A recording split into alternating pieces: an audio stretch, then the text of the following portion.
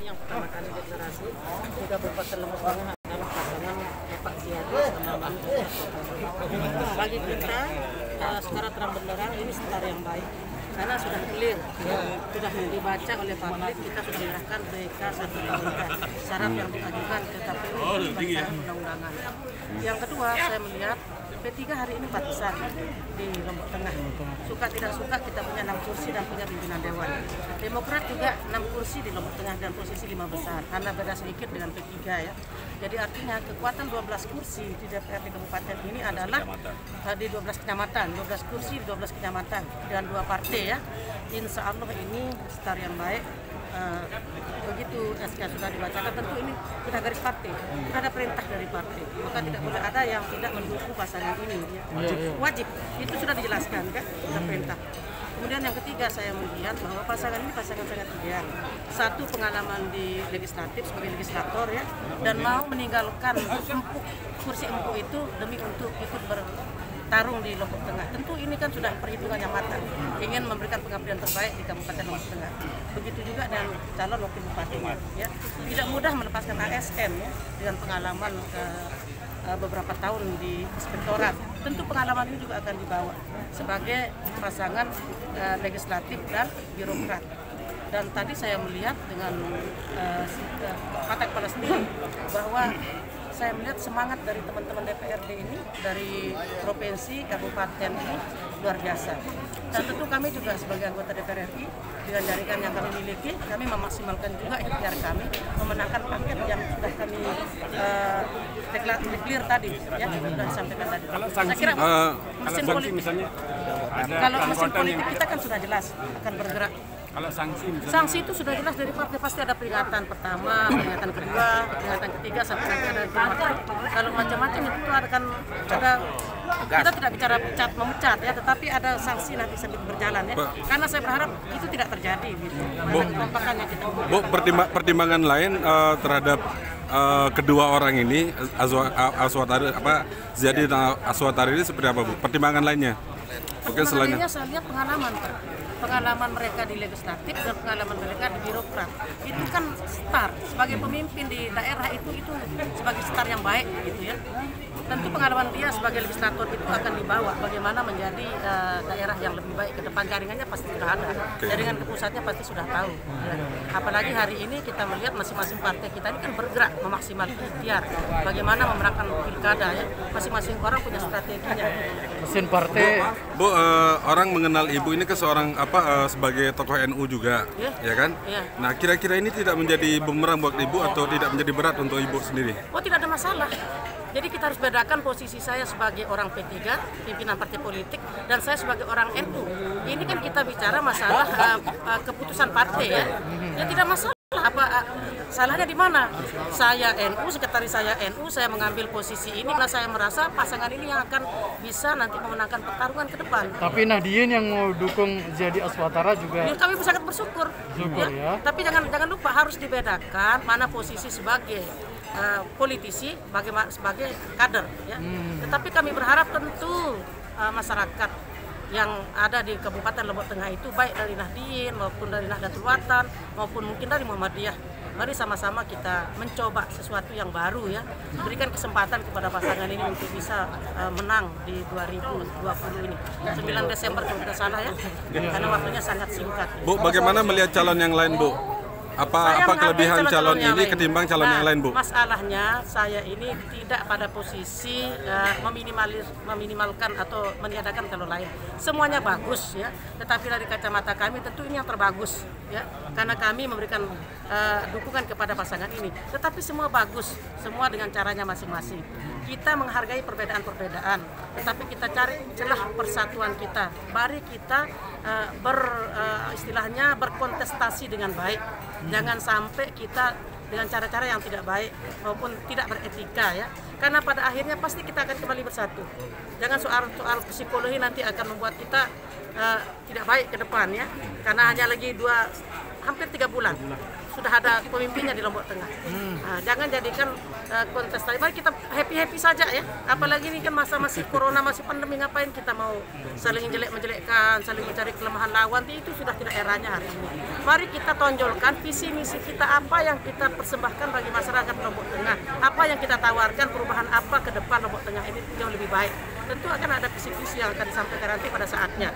Silakan masyarakat yang akan menilai apakah ini yang paling layak dan atau ini yang tidak layak. Tetapi hari ini saya membuktikan sendiri Pak Ziyadi adalah punya potensi yang luar biasa sebagai pemimpin. Vokal menentukan, isi dari pembicaraan tadi itu luar biasa. Saya melihat ini star yang bagus juga. Dan saya lihat ya, bukan saya menafikan yang lain, hari ini dari segi apa istilahnya itu gestur, coba sini dulu Pak Bupati. Sini dulu. Jadi gestur juga ini saya kira salah satu penarik bagi masyarakat kita ya. Orang kan itu juga salah satu penarik, gestur, kemudian isi yang disampaikan, kemudian keberaniannya berkorban, meninggalkan zona aman untuk memberikan pengabdian terbaik. Saya kira itu yang patut dijadikan tolak ukur bagi masyarakat Lombok Tengah untuk memberikan dukungannya dan pilihannya kepada Wayan Tuah. Ya. Wayan Tuah. Pesan pertama adalah jaga kekompakan, maksimalkan ikhtiar, kemudian maksimalkan jaringan-jaringan yang ada untuk memenangkan pertarungan pilkada Lombok Tengah ini. Itu saja dengan cara-cara yang baik. Yang membelot apa punishment-nya, Bu? Saya kira saya sudah sampaikan tadi ya. Laksana tugas Allah di muka bumi. Ada yang jadi penguasa, ada yang jadi pengusaha, ada yang jadi petani, dan itu mengisi menu Tuhan. Nah, tinggal kita istiharahkan mana menu Tuhan yang mau kita isi. Kalau sudah kita isi harus dimaksimalkan. Itulah artikulatif dari fastabiqul khairat. Berlomba-lomba untuk menuju puncak. Puncak itu apa? Bahwa sebaik-baik manusia itu adalah yang paling banyak manfaatnya bagi manusia lain. Berarti sudah yakin ya dengan hal itu, udah berani menanggung tanggung jawab yang sepenuhnya ya? Iya, karena memang tanggung jawab menjadi dasar keberhasilan seorang pemimpin itu. Tidak ada lain, mau bodoh mau pintar, kalau dia bertanggung jawab pasti selesai. Pak Ziyadi, tim formal itu partai. Kita pakai sistem tim jeruti. Irisannya jelas, bersatu tapi dia punya irisan. Pak Ziyadi, boleh dibocorkan sedikit bagaimana awal ceritanya sehingga Pak Ziyadi menjadi calon di Demokrat ini di Lombok Tengah ini sendiri, dari calon bupati? Istiharanya 1 tahun. Jadi tidak main-main, karena ini puncak pengorbanan. Ini ratusan kali haji kurbannya. Kalau kita berhaji, baliknya pasti berkurban. Karena artikulasinya adalah kurban. Ini kurban akbar. Ratusan kali haji ONH plus.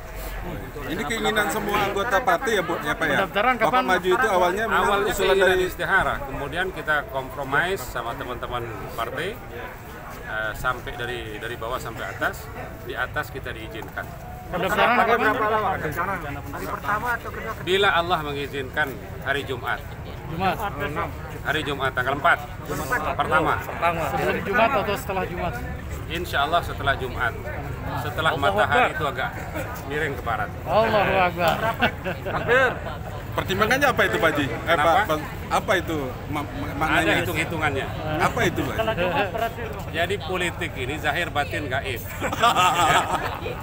Menggunakan hukum keadaan. Nah, jadi karena zahir batin gaib, jadi Islam itu punya namanya Tajul Muluk. Nah, kitabnya Tajul Muluk. Itu matematik aljabar Al-Quran. Itu ahli spiritual siapa yang katakan begitu Pak? Ya kita lah. Tidak, kan begini, kan pemimpin itu harus 3 komponen yang harus dipenuhi. Pertama yaitu intellectuality control. Kemudian yang kedua adalah emotional control. Ketiga adalah spiritual control. Spiritualitas itu penting. Seluruh penguasa di muka bumi ini pasti memiliki penasehat spiritual. Pesan untuk seluruh Tidak boleh mendahului kehendak Tuhan, tapi boleh mendahului petunjuk Tuhan. Agar kita di dalam Islam itu ada 3 tahapannya. Ada namanya istisyar, ada namanya istikhar, ada namanya istidmar. Nah, keyakinan itu istidmar. Bila kita sudah yakin, laksanakan. sungguh-sungguh dan sampai tuntas. Kalau Demokrat P3 tidak ada partai lain yang akan gabung kira-kira? Jika eskalasinya memungkinkan, kita welcome Masih membuka diri ya? untuk berjamaah membagi kekuasaan ini bersama untuk mendapatkan 27 derajat kemudahan membangun Lombok Tengah. Menjadi Lombok Tengah yang lebih baik ke depan. Pesannya untuk anggota Demokrat yang lain, Pak Ziyadi? Pengunduran diri kan sudah ada di persyaratan PKPU. Oh, sudah ya? Jadi kita menyatakan mundur. Syarat lebih lanjutnya menyusul sesuai dengan undang-undang partai politik. Ya kan? Pesan untuk Sudah ada seluruh mekanismenya. anggota Demokrat. Kenapa? Pesan untuk seluruh anggota Pesan dan Demokrat. punishment, Pak. Pesan dari Partai Demokrat secara moral personalitas saya, karena kita ini di samping personalitas tapi identitas. Personalitas saya mengatakan bahwa saya calon Partai Demokrat. Secara nurani saya menginginkan bahwa kawan-kawan Partai Demokrat ini mengawali berjamaahnya itu di ruang Partai Demokratnya. Dan ini untuk persoalan partai, DPP adalah pemilik partai ini. Dan DPP sudah memerintahkan di dalam B1 KWK seluruh elemen partai politik Partai Demokrat dari bawah sampai atas, baik yang sedang jadi DPR maupun yang belum, wajib hukumnya melaksanakan perintah B1 KWK. Insya Allah itu akan kami komunikasikan dan serempak kami akan melakukan gerakan zahir dan batin. Bang Ziyadi, Sebagai kalau ketua Kadar yang ada satu jalur kan dah? Nah, itu. Namanya perintah itu ada namanya reward and punishment. Punishment-nya apa, Pak? Bila dia baik maka pasti dia dapat reward. Bila Punishment-nya? dia kurang baik maka dia pasti dapat punishment. Apa kira-kira, Pak? Punishment-nya itu kembali kepada anggaran dasar anggaran rumah tangga. Seperti apa, Pak? Kira-kira? Terberat itu adalah PAW bagi yang tidak mendukung atau secara OTT maupun dokumentasi itu pasti kami akan usulkan ke DPP untuk dievaluasi baik keanggotaannya maupun identitasnya. kemarin, Karena ini dia tegas, karena ini yang bukan saya yang ngomong, ya. tapi AHY yang ngomong. Jadi Mas AHY ngomong, sebarkan kata-kata saya untuk dilanjutkan untuk memenangkan saudara. Tetap menjalankan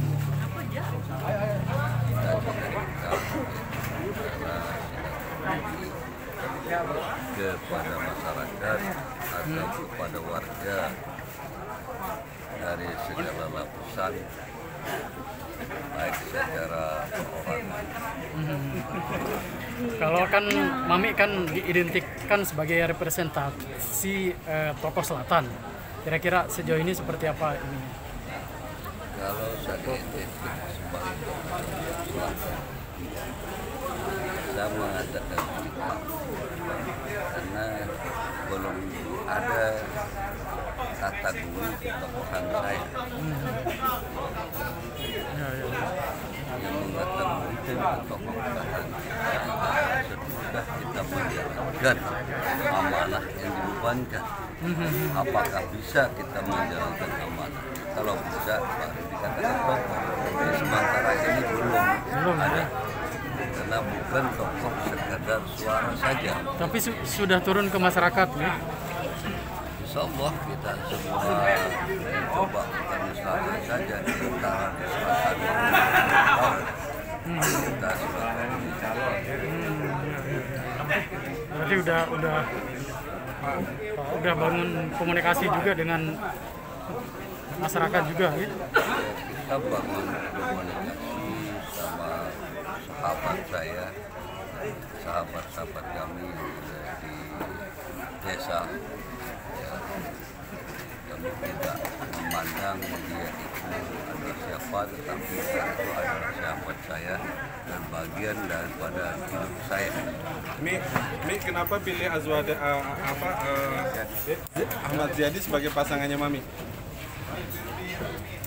Kalau kita melihat Ziyadi adalah tokoh dunia yang pantas dan yang pernah di Dewan dan kemudian masih 43 tahun.